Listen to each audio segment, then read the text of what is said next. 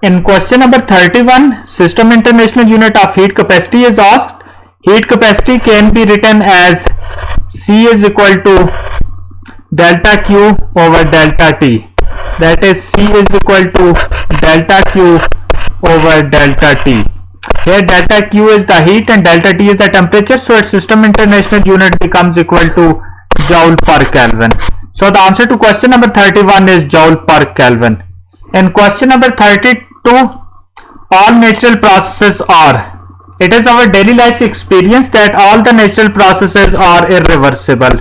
That is, they can occur in the single direction. So the answer to question number 32 is irreversible.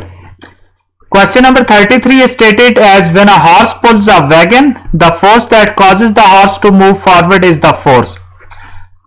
So when a horse moves, it exerts a force on the ground. Let this force be equal to the FHG. That is the force which horse exerts on the ground.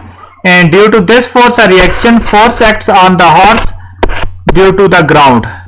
Suppose this is the force FGH. That is the force that the ground exerts on the horse. Due to this reaction force, the horse moves forward.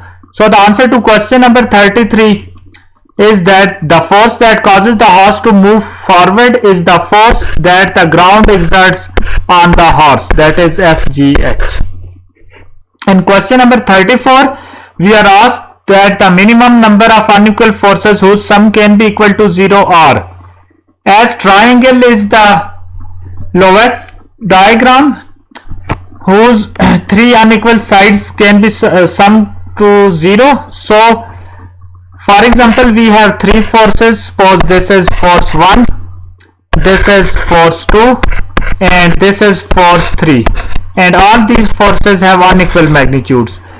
This is the lowest configuration whose sum can be equal to 0. So the minimum number of forces whose sum can be equal to 0 are 3. So the answer to question number 34 is 3. In question number 35, we have given a force of 3 Newton which acts perpendicularly to a force of 4 Newton. And we are asked the magnitude of their resultant. That is, we have a force of 4 Newton on which a force of 3 Newton acts vertically. 3 Newton. Their resultant will be equal to this.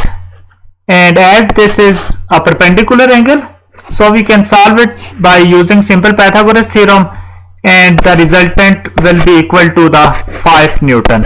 So the answer to question number 35 is 5 Newton.